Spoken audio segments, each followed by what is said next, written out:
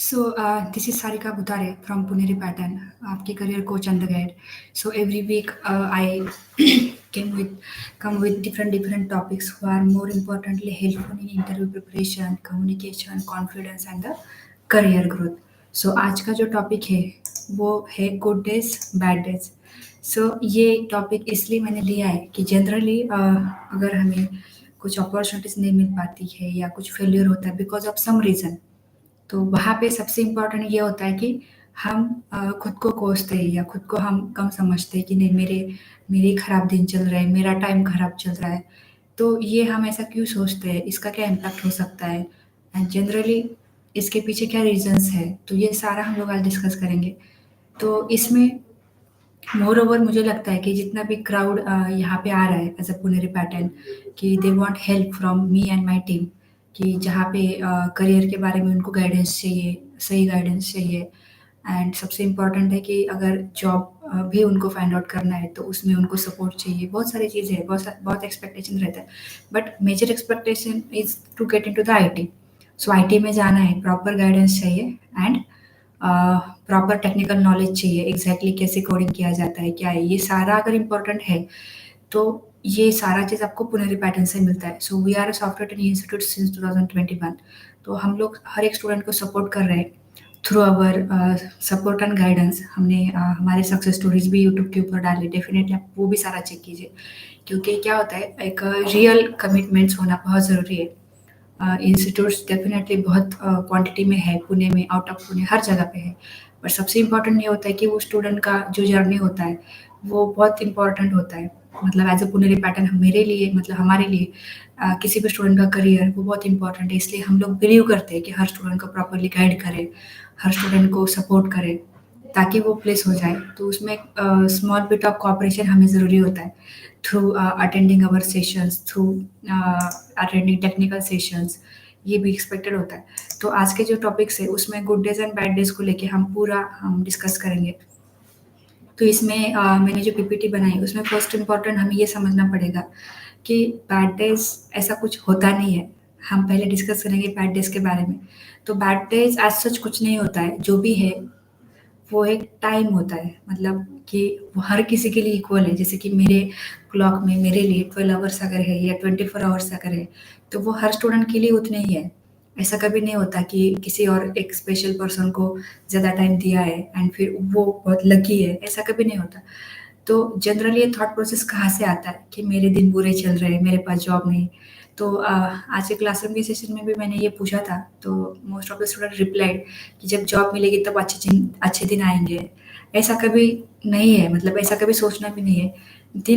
दिन हमेशा अ ऐसे मूड के ऊपर या किसी और के कहने के ऊपर डिसाइड नहीं होता है। हर दिन शुभ है, जैसे कि नरेंद्र मोदी जी भी हमेशा सबको कहते हैं कि हर दिन शुभ है। ऐसा कुछ नहीं है कि अमावस्या है तो खराब दिन है, पूर्णिमा है तो अच्छा दिन है, ऐसा कभी नहीं होता है। Those are equal, like. So इसीलिए ऐसे बुरे दिन ऐसा कहीं कुछ नहीं होता है। सबसे इम्पोर्टेंट ये होता है कि हमें खुद के ऊपर बिलीव करना चाहिए। वो इसलिए करना चाहिए कि अगर मेरे अच्छे दिन नहीं है, तो इसके ऊपर सबसे इम्पोर्टेंट तो आप खुद हो कि आप बुरे दिन में भी खड़े हो, मेहनत ले रहे हो, तो खुद को एप्रिशिएट करना ज़रूरी है, खुद के ऊपर भरोसा करना बहुत ज़रूरी है। हम वही वही हम खो देते हैं, जैसे कि हम खुद के ऊपर बिलीव नहीं करते, हम किसी और के कहने के ऊपर जजमेंट बना लेते हैं, तो ये प्रॉब्लम यहाँ पे हो जाती है।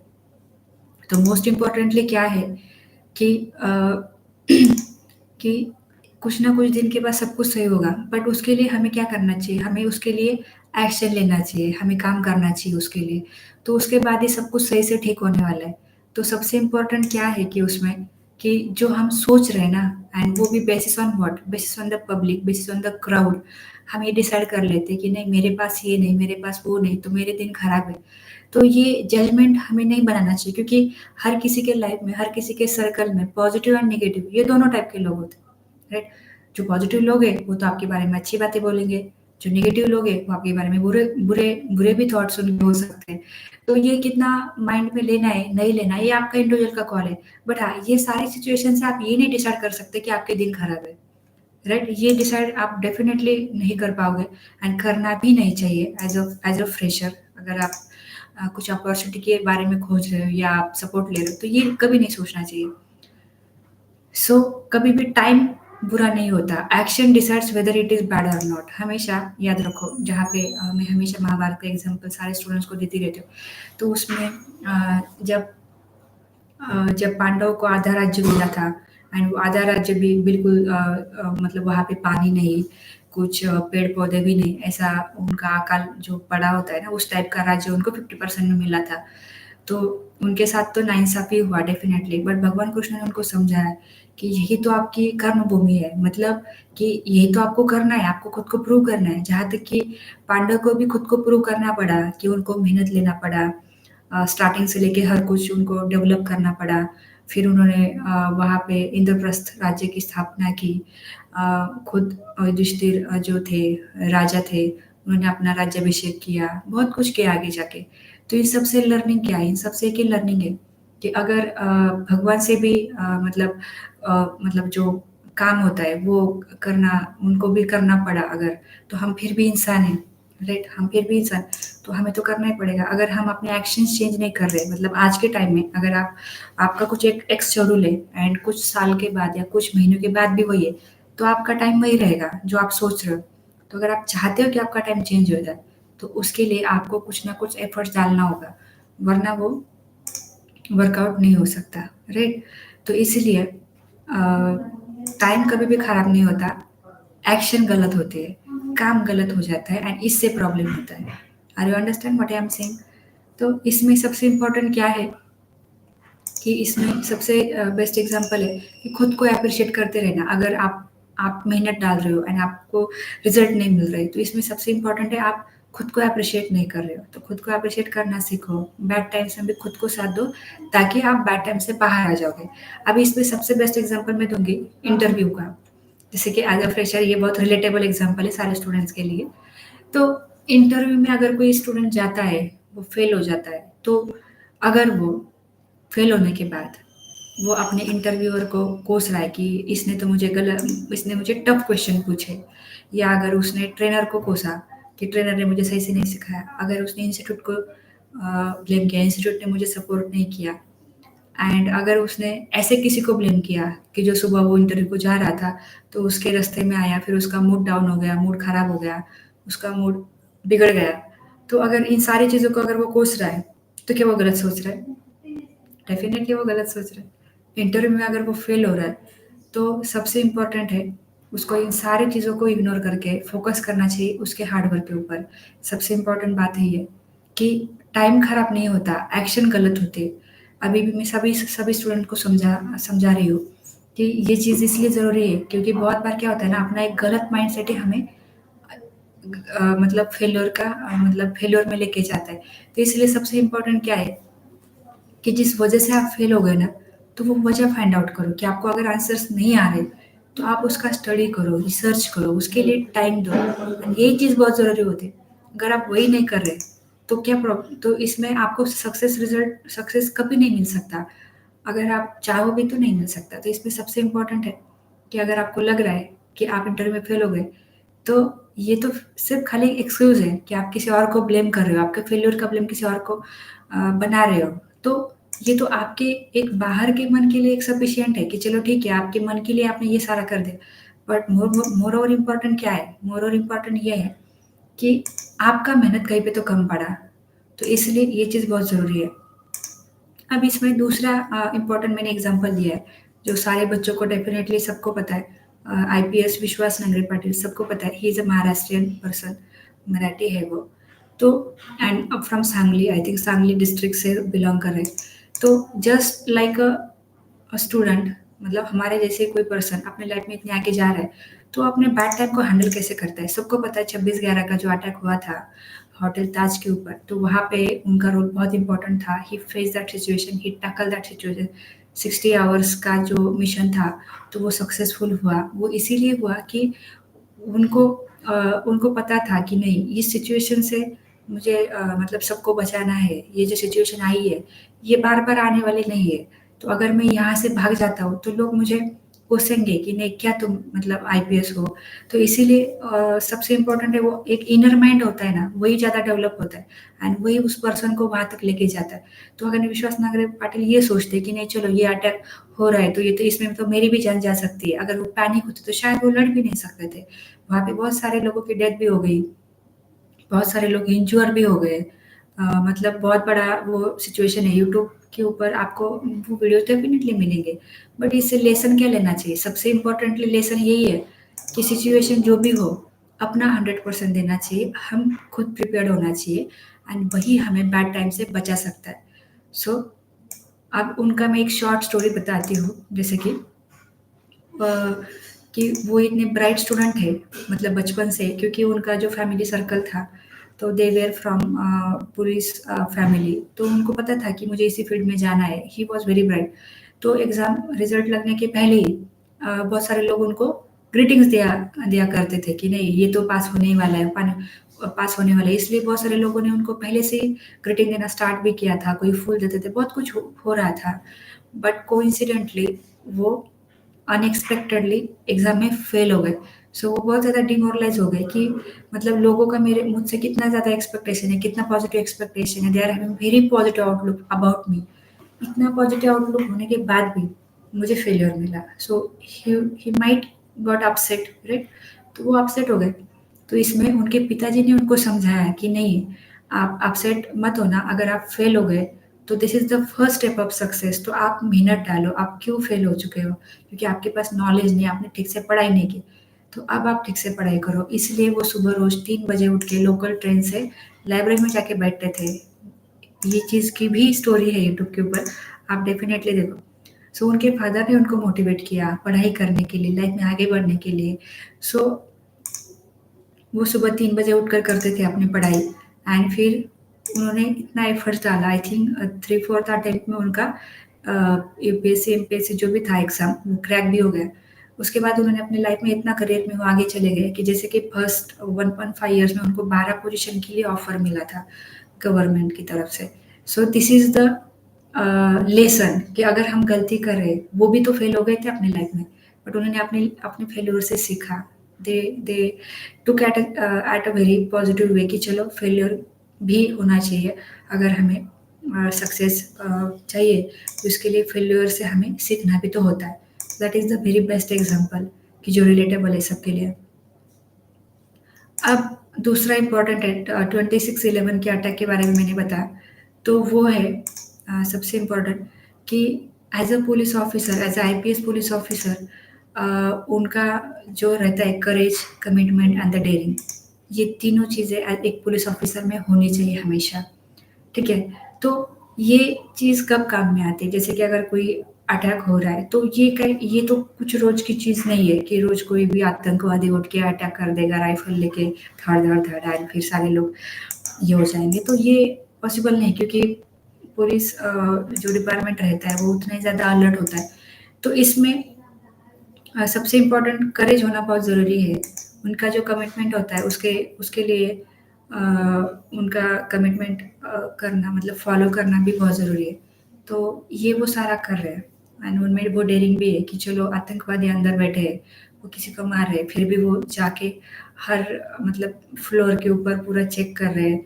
मतलब वो उनका जो रहता है ना, क्या बोलते हैं, करेज, उसके लिए सैल्यूट देना चाहिए हर एक महाराष्ट्रियन पर्सन ने, हर एक इंडियन ने, क्योंकि ये ज़रूरी है। आपकी आपकी मतलब अगर पार्ट टाइम का ही बात है, तो इसमें मुझे और एक एग्ज़ाम्पल उनका ही देना है। जैसे कि अगर वो आईपीएस है, तो उनके अंडर ऑलमोस्ट 94 पुलिस स्टेशंस हैं। तो उसमें से rapes, murders, injured, cheating cases, ये सारा जो रहता है, इस टाइप की जो केसेस है, तो उनके पास डेली आती है। So that person is having that much capacity to understand the very much worst and worst condition. तो उनके लिए ये तो रोज का है। जैसे कि हम मेरे लाइफ में एज अ फ्रेशर, अगर मेरा जॉब एक प्रॉब्लम है तो उनके लाइफ में कितने सारे प्रॉब्लम्स लेके लोग आ रहे हैं। तो फिर उन्होंने यही सोचना चाहिए क्या कि उनके ऊपर बैड बैड डेज चल रहे हैं? कभी नहीं सोचना चाहिए। तो सिचुएशन उनके ऊपर आ रही है, तो उसके लिए अपना knowledge, commitment and the courage, ये वो सारा चीज़ यूज़ कर रहे हैं। तो why not as a fresher, अगर आपको जॉब चाहिए, आईटी में जाना है, नॉन आईटी में भी जाना है, सबसे इम्पोर्टेंट यही है कि कमिटमेंट क्या है खुद से कमिटमेंट होना बहुत ज़रूरी है। किसी और से कर रहे हो, वो कुछ काम की नहीं, क्योंकि एक लॉन्ग टर्म मोटिवेशन के लिए हमें खुद से कमिटमेंट लेना ज़रूरी होता है कि नहीं भाई मुझे करना ही है। सबसे इम्पोर्टेंट हम अलार्म सेट करते फिर हम खुद ही नहीं उठते। तो ये स्मॉल कमिटमेंट अगर आप फुलफ़िल नहीं करते, तो एक एक अच्छा आईटी जॉब का कमिटमेंट आप कैसे फुलफ़िल कर सकते हो? सो दीज़ आर द मेरी वेरी मच इम्पोर्टेंट पॉइंट्स। तो इसमें सबसे ज़रूरी क्या है? इससे हम क्या सीख सकते हैं कि जैसे अभी अभी मुझे बताना है गुड डेज़ के बारे में। सो अगर आप लोगों को ऐसा लग रहा है ना कि जिसके पास जॉब है, जिसके पास सब कुछ है, उसके दिन अच्छे चल रहे हैं, ऐसा कभी नहीं होता। हाँ, उसको सैलरी मिल रही है दैट इज़ फाइन, बट उसके लिए वो जितना भी चीज़ झेल रहा है, जितने भी चैलेंजेस वो फेस कर रहा है, वो भी एक डिफ़िकल्ट ही रहता है। मतलब जैसे कि आज के सेशन में वो सारा डिस्कस हुआ था, एचआर के क्वेश्चन कैसे आंसर देना है, क्यों देना है, ये सारा डिस्कस हुआ। तो उसमें भी टारगेट्स होते हैं अपने काम के रिगार्डिंग। आपका क्लाइंट होगा, उसके प्रोजेक्ट होगा, उसका वर्क होगा, उसके डेड भी बहुत सारा वर्क होता है। सो इट्स नॉट लाइक कि आप अगर जॉब कर रहे हो तो आप बहुत हैप्पी हो। हाँ, ठीक है, आपकी तरफ देखने का लोगों का नज़रिया बदल जाता है। एक ही चीज़ में बोल सकते हो, बट उससे बड़ा कुछ नहीं होता, उससे बढ़िया कुछ नहीं हो सकता। आप अगर जॉब कर रहे हो, आपको जॉब मिली, 4-5 साल उसी जॉब में हो, उसी जॉब में रहे हो, आपको ग्रोथ नहीं, तो फिर भी तो वो तो बैड टाइम्स ही है ना आपके लिए। सो ये good time, bad time define करना ये आपके हाथ में नहीं है। आपके हाथ में एक ही चीज़ है, वो है एक्शन। आप क्या काम कर रहे हो? एक्शन ज़रूरी है। तो इसीलिए अपना जो काम होता है ना, उसकी तरफ एक कमिटमेंट की तरह देखो। उसमें आप डेफ़िनेटली आगे चले जाओगे। सबसे इम्पोर्टेंट है सबसे इम्पोर्टेंट है कि हम जो महान व्यक्ति रहते हैं, जैसे कि कोई भी सचिन तेंदुलकर हो या कोई भी हो, उनसे हमें क्या सीखना चाहिए? अभी लेटेस्ट में एक मूवी आया है, शायद सबको पता होगा।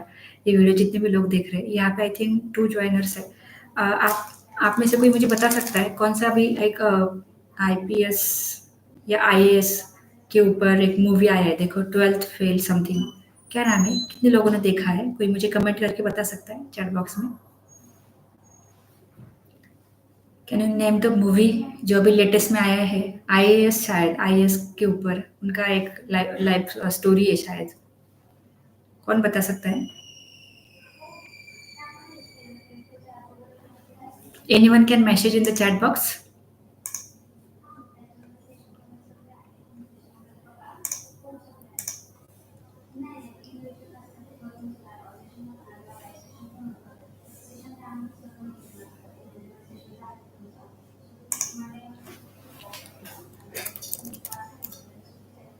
हेलो। अभी लेटेस्ट में एक मूवी आया है regarding the story of IAS. तो वो मूवी का नाम क्या है? कोई मुझे बता सकता है? Anyone? I think just a second. हाँ,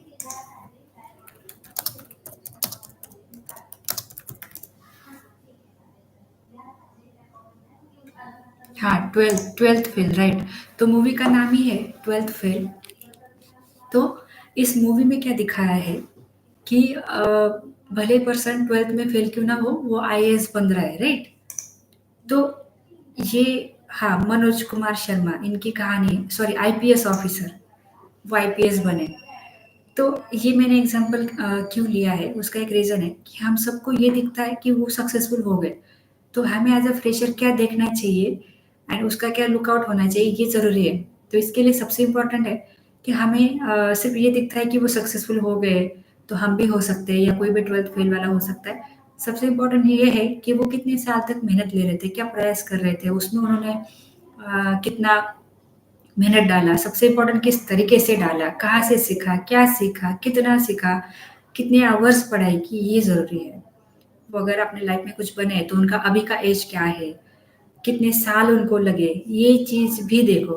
हमेशा प्रैक्टिकल एक्सपेक्टेशन रखो किसी से भी, कोई भी चीज़ से, या प्रैक्टिकल लर्निंग ले लो कि प्रैक्टिकली क्या हो सकता है। अगर आप सिर्फ़ उसका आउटकम देख रहे हो, रिज़ल्ट देख रहे हो एंड उसी से आप अगर प्रेरित हो रहे हो, तो ये लॉन्ग टर्म के लिए वर्कआउट नहीं हो सकता, क्योंकि शायद ऐसा भी तो हो सकता है कि उसके अंदर जितने पेशेंस थे, कुछ साल के पेशेंस थे, वो हमारे अंदर नहीं है।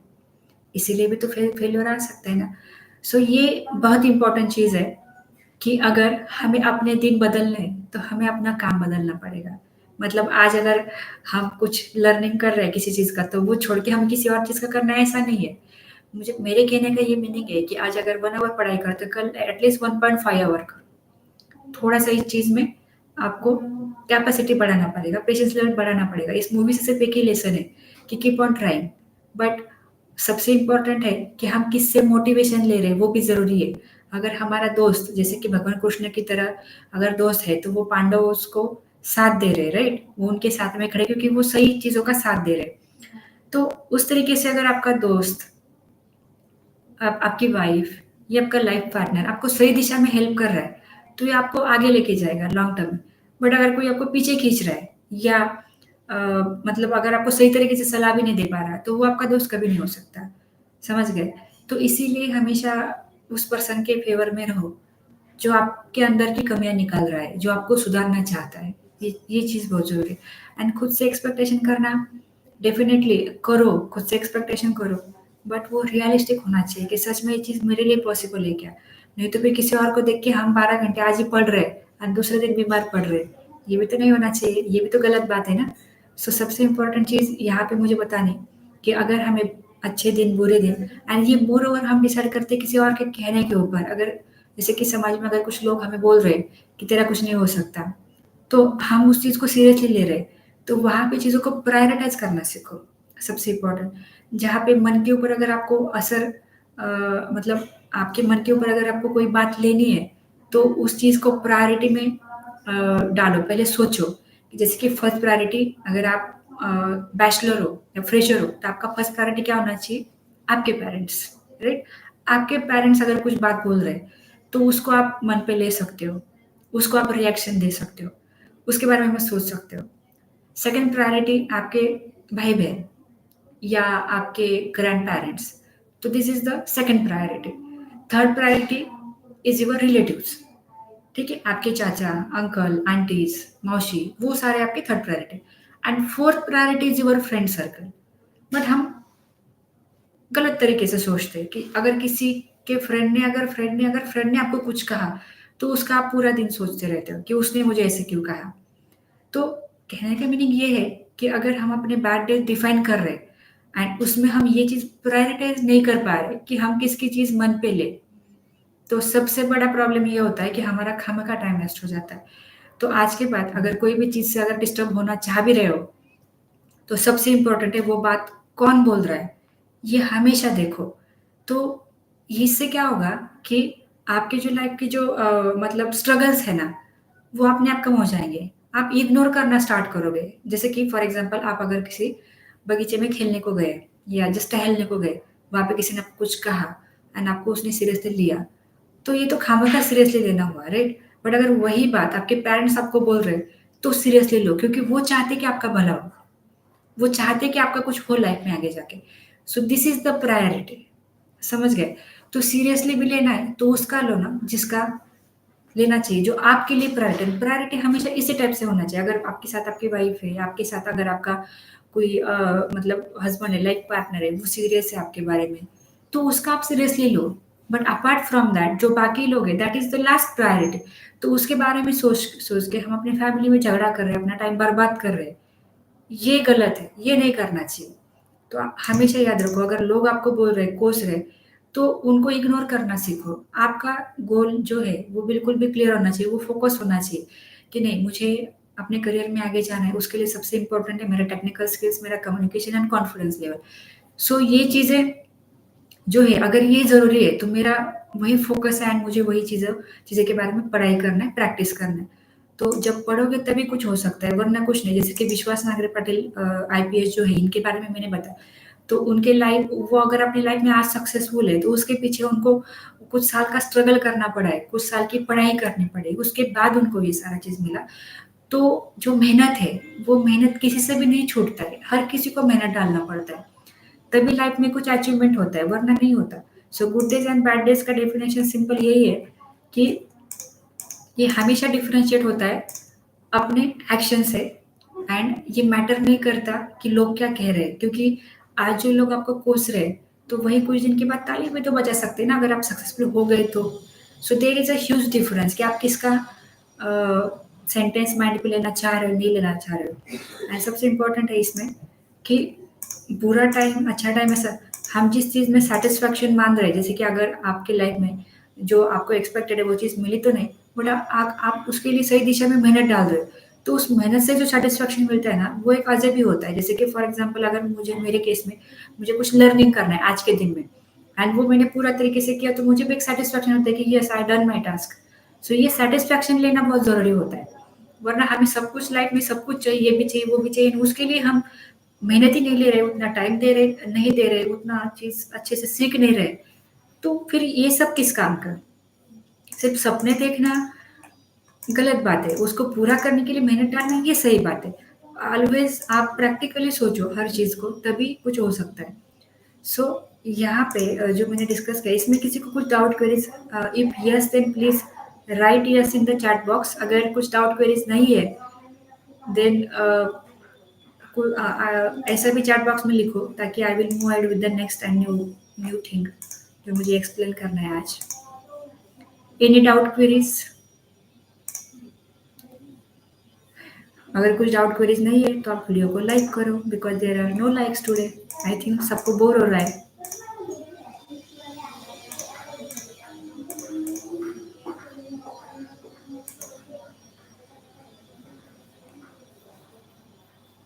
Any doubt queries? If yes, then write yes. If no, then write no in the chat box so that I can understand, because this is a YouTube live stream. यहाँ पे आप लोग सामने से बात तो नहीं कर सकते, but you can write in the chat box. So please write yes if are having doubts. If no doubt there, then simply write no so that I can move ahead with the new topic.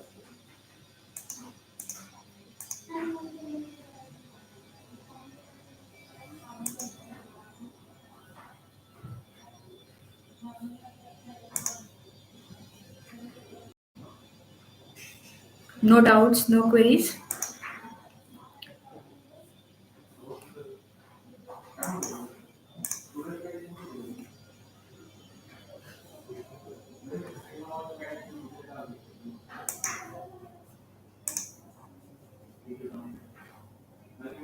Okay, इसमें मुझे और एक question आप सबको पूछना है कि आप लोगों में से कितने लोग ऐसे हैं जिनको ऐसे लग रहा है कि मेरे बुरे दिन चल रहे हैं?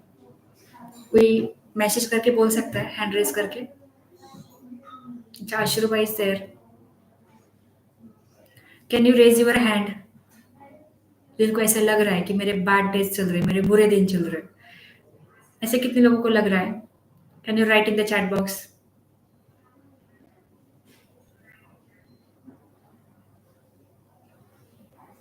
अच्छा आशुब, आपको ऐसे लग रहा है। और बाकी कितने स्टूडेंट हैं?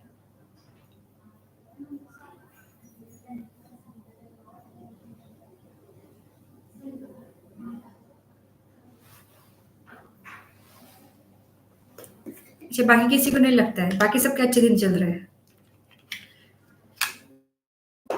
बुरे दिन अच्छे दिन ये सिर्फ कहने की बात है। रियल में ऐसा कुछ नहीं होता है। ये सारा बिलीव की बात है। आप जिस चीज़ के ऊपर बिलीव कर रहे हैं ना, वो ज़रूरी है। अगर मतलब हमारे पास कुछ नहीं है, तो हम ऐसा नहीं बोलते कि हमारी किस्मत अच्छी नहीं है, ऐसा ऐसा नहीं होता है। हमेशा हम अपना टाइम जो है उसको चेंज कर सकते हैं थ्रू आवर एक्शंस।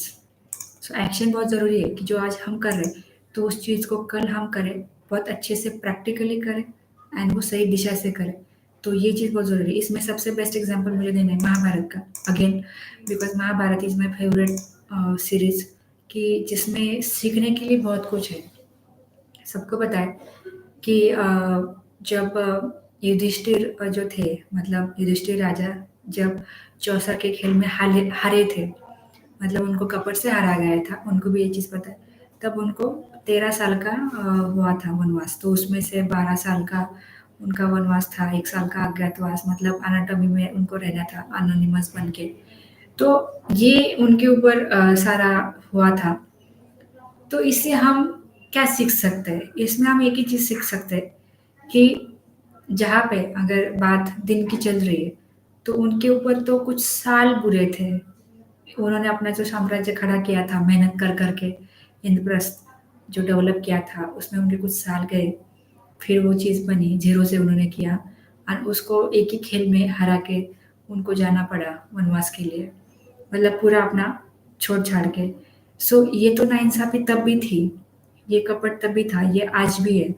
तो बुरे दिन उनको देखने पड़े। इसमें प्रॉब्लम सिर्फ़ एक ही थी कि जहाँ पे गेम्स है, मतलब आज के दुनिया में बहुत यंगस्टर्स गेम्स खेल रहे हैं। तो वो लेसन महाभारत में भी है कि अगर हम गेम खेल भी रहे, तो वहाँ पे कुछ ऐसे थर्ड ऑप्शन नहीं रहता। हार-जीत, पैसा वेस्ट, एक ही ऑप्शन होता है बस। तो अगर आपको लग रहा है कि आपका करियर इतना वैल्यूएबल है, तो हम उसको वेस्ट क्यों कर रहे हैं?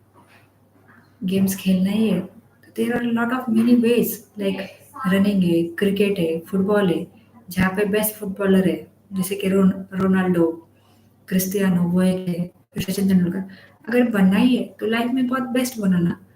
बट ये अगर ये सारा रमी सर्कल, इतने सारे मैसेजेस उनके आते हैं, कुछ लोगों ने तो अपनी ज़मीनें भी बेची है। मैंने ऐसे भी स्टूडेंट्स देखे हैं कि जो गेम्स खेलते हैं, वहाँ से कुछ दिन के लिए पैसा कमाते हैं, फिर खुद का भी पैसा उसमें वेस्ट कर।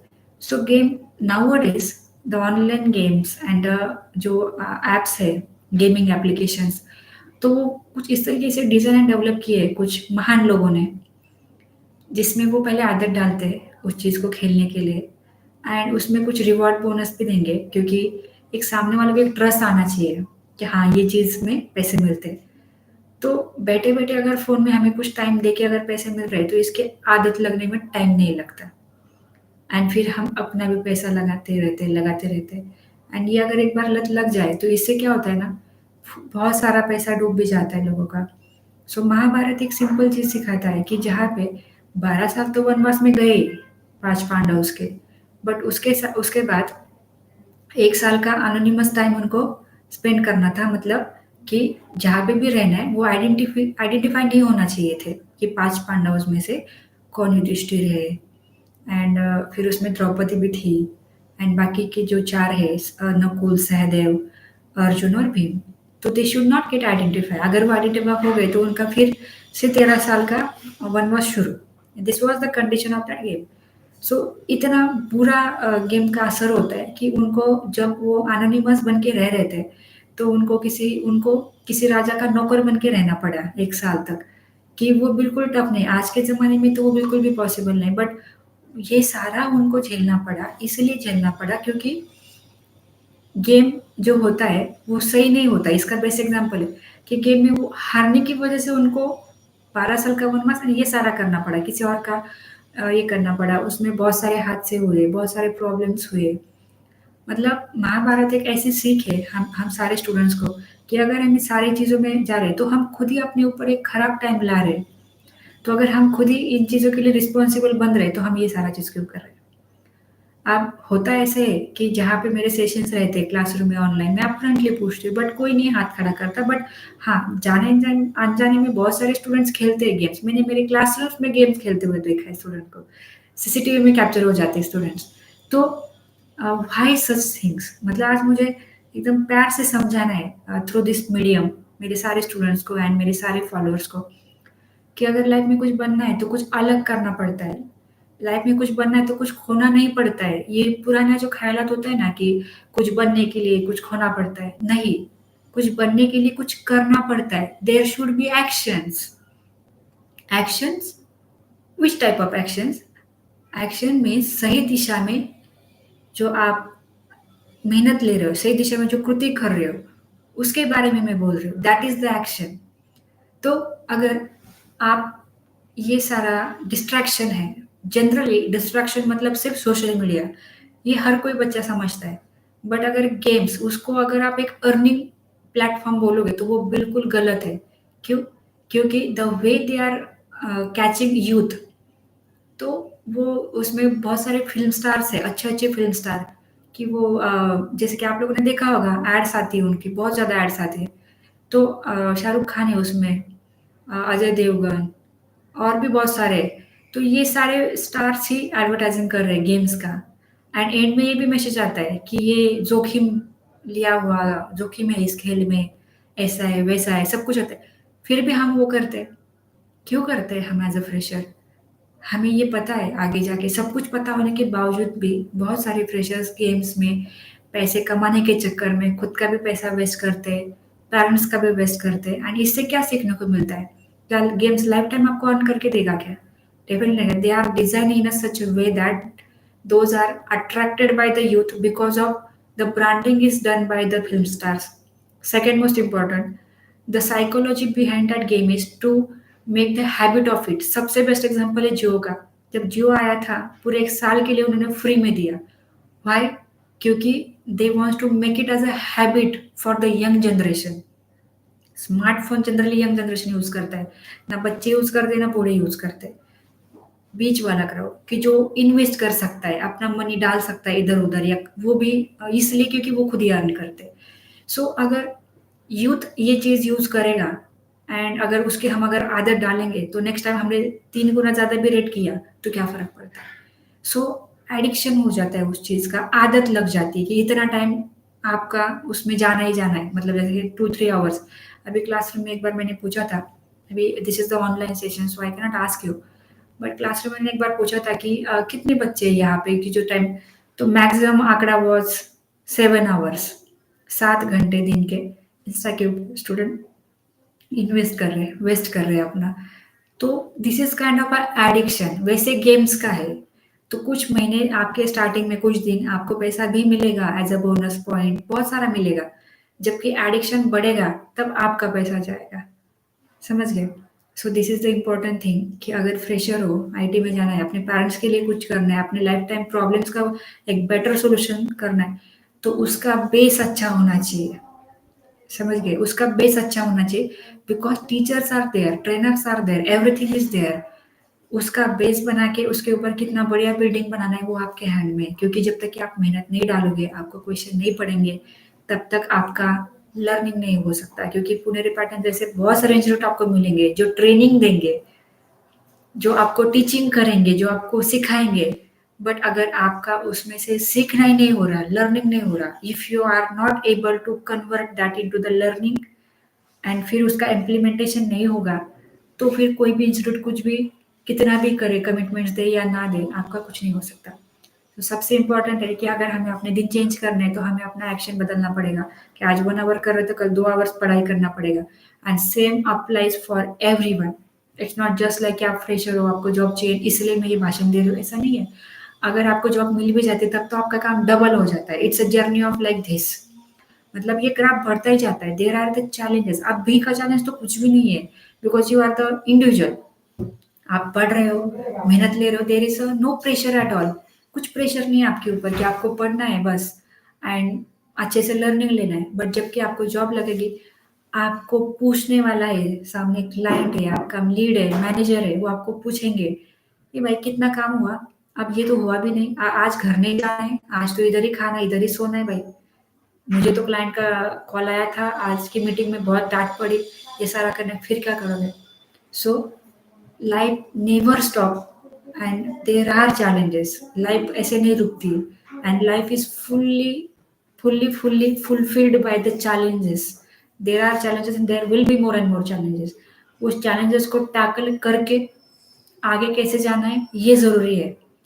सो सबसे इम्पोर्टेंट है कि अगर चीज़ डिस्ट्रैक्शन की है, सबसे इम्पोर्टेंट, तो डिस्ट्रैक्शन ही सबसे बड़ा इम्पोर्टेंट पॉइंट है। क्योंकि ऐसा इम्पॉसिबल है, अगर आप 8-10 घंटे अगर पढ़ाई कर रहे हो तो कोई भी बच्चा आसानी से आईटी में एंटर कर ही सकता है। There is a not such a miracle. क्योंकि देखो कोई भी कोडिंग लैंग्वेज है, कोई भी जैसे कि सॉफ्टवेयर टेस्टिंग है, फुल स्टैक है, जावा है, डेटा साइंस है, कोई भी कोडिंग लैंग्वेज हो, फॉर्मेट वही होता है, वेरिएबल्स वही, डेटा टाइप्स वही, ओप्स कंसेप्ट वही, हर एक सेम का सेम है। सबसे अमेजिंग बात बताओ मैं आज, अमेजिंग बात तो ये है कि कितने सारे सालों से जहाँ से इंफॉर्मेशन टेक्नोलॉजी आई है, जिस जहाँ से कंप्यूटर आईटी आया है, क्वेश्चन वही है।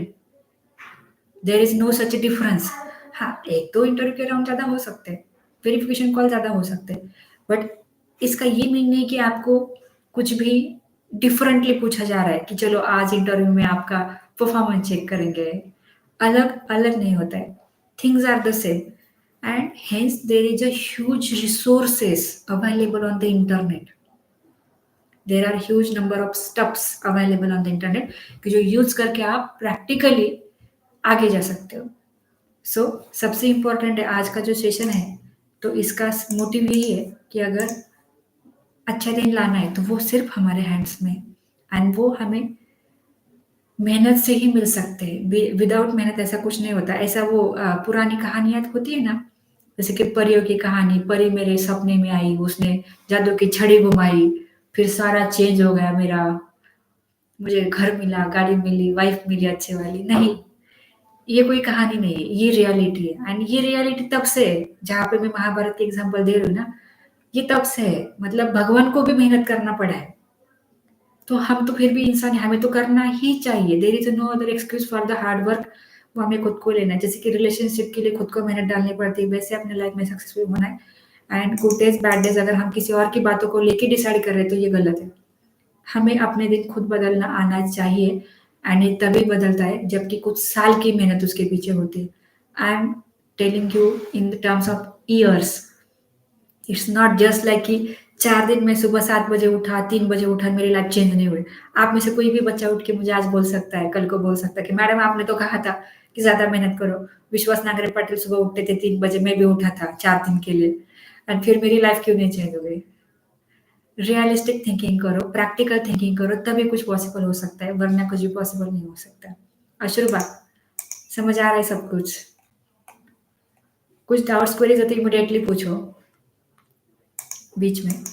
So this is how the mind set is and this is how the reality is. कोई भी नई चीज आपको दिख रही है, जैसे कि social media is full of content, video content. Because why videos?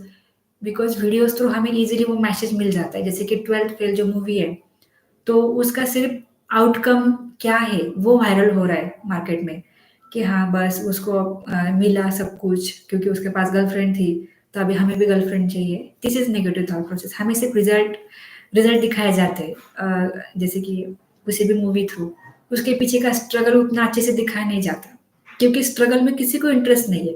देखो, हीरो हीरोइन की शादी हो रही है, ये हमें बहुत अच्छा लगता है. उसके लिए वो जो हीरो स्ट्रगल कर रहा है ना, वो हमें बोरिंग लगता है, क्योंकि हम ये रिजल्ट देखना चाहते हैं. वैसे ही जो समाज है, जो पब्लिक है, जो रिलेटिव्स है, उनको आपसे रिजल्ट देखना एक्सपेक्टेड होता है. इसलिए वो आपको कोसते रहते हैं कि भाई तेरा तो कुछ भी नहीं है. आपको उतनी वैल्यू नहीं देंगे जितना आप एक्सपेक्ट कर रहे हो. एंड वैल्यू तभी बढ़ती कि जब हम कुछ दिन का, कुछ ईयर्स का, कुछ महीने का सैक्रिफाइस करते हैं, कुछ महीनों का हम मेहनत लेते हैं, फिर हमें वो रिस्पेक्ट मिलता है, वरना हमें रिस्पेक्ट नहीं मिलता. समझ रहे हो? So so this are the things कि आज मुझे सेशन में डिस्कस करना था. सेम चीज़ें आज क्लासरूम के सेशन में डिस्कस हो गई, तो मुझे भी बहुत अच्छा लगा. Everyone was so much of excited कि वो सब कुछ सुनना था बच्चों को भी. एंड मुझे एक चीज़ का भी बहुत अच्छा लगा कि everyone knows about the Vishwas Nangare, everyone knows about the situations. Means क्या कि सब कुछ जानते हुए भी हम कर नहीं रहे. सब कुछ पता है, सबका सक्सेस स्टोरी पता है, बहुत कुछ मोटिवेशन है हमारे पास. बट वो रहता है ना कि वो हाइड्रोजन भरा हुआ जो फुगा रहता है ना, वो हवा में जाता है कुछ देर के लिए, फिर नीचे चला आता है. उस टाइप से कि मोटिवेशन हमारे लिए कुछ अवर्स के लिए काम करता है, उसके बाद कुछ नहीं होता. उसके बाद जैसे वो बलून नीचे आ जाता है, वैसे हमारा भी मोटिवेशन नीचे आ जाता है. तो लॉन्ग टर्म मोटिवेशन के लिए क्या ज़रूरी है? तो लॉन्ग टर्म मोटिवेशन के लिए हमारा गोल क्लियर होना ज़रूरी है कि जैसे कि मुझे अगर कुछ चीज़ चाहिए तो बस वो चाहिए, वो किसी भी हालत में चाहिए, किसी भी सिचुएशन में चाहिए, किसी भी टाइम में चाहिए. तो फिर आपके लिए आपका बाकी जो प्रॉब्लम्स है, डिस्ट्रैक्शंस है, वो सेकेंडरी हो जाएँगे. जैसे मैंने प्रायोरिटीज़ का बताया था. आपके पेरेंट्स से आपकी फर्स्ट प्रायोरिटी होना चाहिए, क्योंकि वो हमेशा आपका भला चाहते हैं. सेम जैसे कि गोल आप अगर अगर सेट कर रहे हो ना, that should be your priority. फिर उसके बाद बाकी जो भी चीज़ें हैं ना, डिस्ट्रैक्शन वाली, जैसे गेम्स है, सोशल मीडिया है, तो वो आपको सेकंड प्रायोरिटी फ़ील होगा एंड फिर आप उसको धीरे-धीरे, धीरे-धीरे इग्नोर करने लगोगे. Day by day, step by step. And फिर कुछ दिन के बाद एक आदत लग जाएगी कि नहीं, मेरा काम ही है कि मुझे पढ़ना है एंड उसमें आगे जाना है. फिर आपको कोई भी क्वेश्चन सामने से पूछो, यू विल फील हाँ, ये तो बहुत ईज़ी है. ये एटीट्यूड होना चाहिए. मेरे टाइम में 12th में थी शायद मैं, तो तब मैंने 12th में आई थिंक सब्जेक्ट्स होते हैं राइट? बायोलॉजी, मैथ्स, एंड बाकी भी बहुत सारे रहते हैं, केमिस्ट्री, फिजिक्स, बहुत सारा घुल मिला के ऐसे इस टाइप के सब। So I was studied so hard that time. तो पूरा का पूरा जो था सिलेबस, जो होता है पूरे साल का, तो हमारे टीचर्स ने 1-2 महीना पहले ही कॉलेज स्टार्ट करके 12th का, स्पेसिफिकली 12th के स्टूडेंट का, तो 3-4 महीने पहले ही फिनिशअप किया था पूरा सिलेबस, क्या ताकि बच्चों को पढ़ाई करने के लिए टाइम मिले, क्योंकि तब के टाइम में ना 100 मार्क्स के क्वेश्चन सेट हुआ करते थे। अभी के टाइम में आई थिंक थोड़ा चेंज आया होगा उसमें, I don't know, I think oral is there, practical is there, but मेरे टाइम में ऐसा नहीं था। प्रैक्टिकल वाज देयर, बट वो डिफरेंट था, मतलब उसके लिए अलग मार्क्स थे, बट 100 मार्क्स के पेपर्स थे। तो उस टाइम क्या हुआ करता था कि हमारे जो टीचर्स थे वो हमें लिख के नोट्स देते थे। तो हम हर एक चीज़ लिख के क्वेश्चन आंसर प्रॉपरली नोट्स बनाते थे, एंड फिर वो नोट्स हम पढ़ते थे। जब भी कभी क्वेश्चन आएगा तो हम उसका वही आंसर लिखते थे। तो थ्रू आउट द ईयर मैंने and मेरा जो ग्रुप था, मतलब मेरा एक ग्रुप था, फ्रेंड सर्कल थे मेरे, तो हम सारे गर्ल्स का इतना ज़्यादा मतलब रिपीटेशन हुआ था, पढ़ पढ़ के एंड में ऐसे लगता था, अच्छा ये क्वेश्चन का इसका ये आंसर बाय हार्ट हो चुका था। It was literally by heart, मतलब कोई भी क्वेश्चन, मैथ्स हो, फिजिक्स हो, केमिस्ट्री, कोई भी। सो जो टफनेस लेवल था ना उस चीज का, कि हाँ मतलब मैथ्स बहुत टफ है, फिजिक्स, ये कब का भाग भी चुका था माइंड से, ये टफनेस कब का भाग चुका था। सिंपली एक माइंड में था कि हाँ ये क्वेश्चन है, इसका ये आंसर है, जैसे कि अर्जुन कैसे अपनी धनुर्विद्या का प्रैक्टिस करता है, पढ़ाई करता है, उस टाइप से। इतना बार वो सर्कल में वो सारे बुक्स पढ़े थे कि वो बुक्स, मतलब लिटरली हम जिस बुक्स में लिखते थे ना, वो एंड में पूरा ऐसे बिल्कुल भी, मतलब मोस्ट यूज बुक कैसे दिखते हैं ना, उसके पेजेस थोड़ा रोल हो चुके थे, उस टाइप से पेजेस हुए थे, पूरा रोल रोल हुए थे एंड में, एंड तक उतना बार उसका रिपीटेशन हुआ था, पढ़ पढ़ के, क्योंकि एक ही उद्देश्य था कि 12th में अच्छे मार्क्स आने, उसके बाद सीईटी का प्रिपरेशन। इट्स वेरी सिंपल, आपका गोल अगर क्लियर हो तो आपको आईटी जॉब क्यों नहीं मिलेगा। तो ऐसा भी नहीं होता है कि जिनका कैंपस से नहीं होता उनका कुछ नहीं होता लाइफ में, इंस्टीट्यूट से सीख के भी बहुत सारे स्टूडेंट आगे निकल जाते हैं। एंड मुझे लगता है जाना ही चाहिए हर स्टूडेंट ने, वो उनका राइट है, बट उसके लिए मेहनत इज मोर इम्पोर्टेंट। उसका कुछ एक्सक्यूज नहीं, क्योंकि चाहे कितना भी बढ़िया इंस्टीट्यूट हो, कोई भी हो, या मेरे जैसा कोई डायरेक्टर हो कि जो सामने से स्टूडेंट को पढ़ा रहे हर सैटरडे बहुत ज़्यादा डेडिकेशन के साथ, तो चीज़ें तभी बदल सकती है जब आप आपके माइंड में ये चीज़ रखो कि नहीं मुझे कुछ करना है, मुझे मेरे दिन चेंज करने हैं, मुझे मेरे दिन बदलने हैं, तभी ये चीज़ पॉसिबल हो सकता है, वरना कुछ फ़ायदा नहीं इन सारी चीज़ों का। क्योंकि ऐसा मोटिवेशन तो आपको हर दिन मिलेगा, बट मुझे ऐसा लगता है कि सारिका मैडम को आप हर सैटरडे देखो, मोटिवेट हो जाओ, एंड फिर आप बाकी सारा डिस्ट्रैक्शन भूल जाओ कि नहीं मैंने पुनेरी में किया, ये मुझे करना है, तो मुझे आगे जाके सक्सेसफुल होना है, because we know there is a supporting hand from the Puneri pattern, because we do have that team that takes care of each and every problem of our students. तो ये चीज़ बहुत ज़रूरी है। सो आई होप ये video सबको like मतलब अच्छा लगा होगा। डेफिनेटली आप लाइक करो एंड मैक्सिमम लोगों तक फॉरवर्ड करो। So this is the thing that is for the today's I have prepared.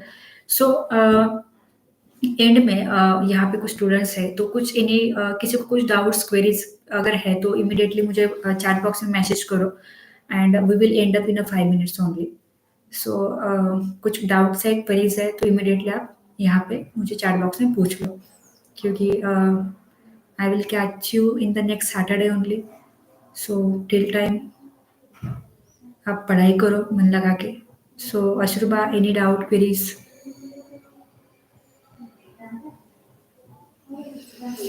कुछ है डाउट क्वेरीज तो आप डेफिनेटली पूछो, या फिर पुनेरी पैटर्न की टीम भी होती है, आप उनको भी व्हाट्सअप कर सकते हो। कुछ भी लर्निंग रिलेटेड डाउट क्वेरीज है तो इमीडिएटली आप पूछो, ठीक है। So thank you so much for the today's, have a great weekend. So अशरुबा, एनी डाउट क्वेरीज?